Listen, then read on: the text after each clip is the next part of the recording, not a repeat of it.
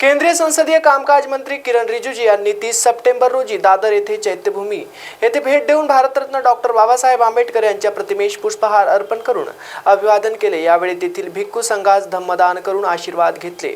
याप्रसंगी आमदार विजय गिरकर यांनी रिजिजू यांचे डॉक्टर बाबासाहेब आंबेडकर यांची प्रतिमा देऊन स्वागत केले। यानंतर पंचशिलाचा प्रतीक असलेला 358चा लोगोचा अनावरण रिजिजू यांच्या हस्ते करण्यात आले। यावेळी बोलताना ते म्हणाले की चैत्यभूमी ही मला स्फूर्ती देणारी भूमी आहे। मला येथे येण्याची प्रथमच संधी मिळाली, हे मी माझे भाग्यच समजतो। डॉक्टर बाबासाहेब आंबेडकर यांच्यानंतर पहिल्यांदाच एक बौद्ध व्यक्ती या देशाचा कायदा मंत्री झाला आहे। याबद्दल त्यांनी देशाचे पंतप्रधान नरेंद्र मोदी यांचे आभार व्यक्त केले। पुढे ते म्हणाले की अल्पसंख्याक मंत्री या नात्याने ते महाराष्ट्रातील डॉक्टर बाबासाहेब आंबेडकर व भगवान गौतम बुद्ध यांच्या सर्व स्थळांना भेट देऊन त्यांचा विकास करणार।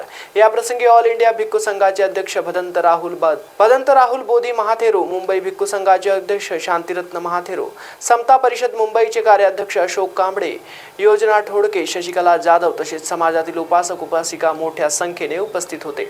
महाराष्ट्र T24 साठी दादर येथून अब्दुल कलाम समानी यांची रिपोर्ट।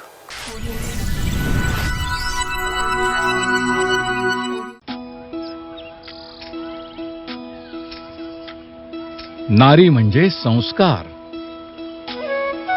नारी म्हणजे भक्कम आधार,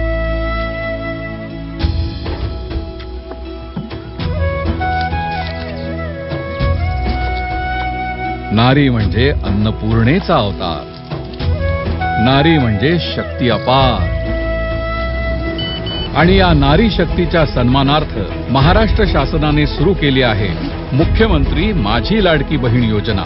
या योजनेअंतर्गत महाराष्ट्रातील प्रत्येक पात्र महिलेच्या बँक खात्यात दर महिना 1500 रुपये जमा होणार। सन्मान बहिणींचा, सन्मान महाराष्ट्राचा।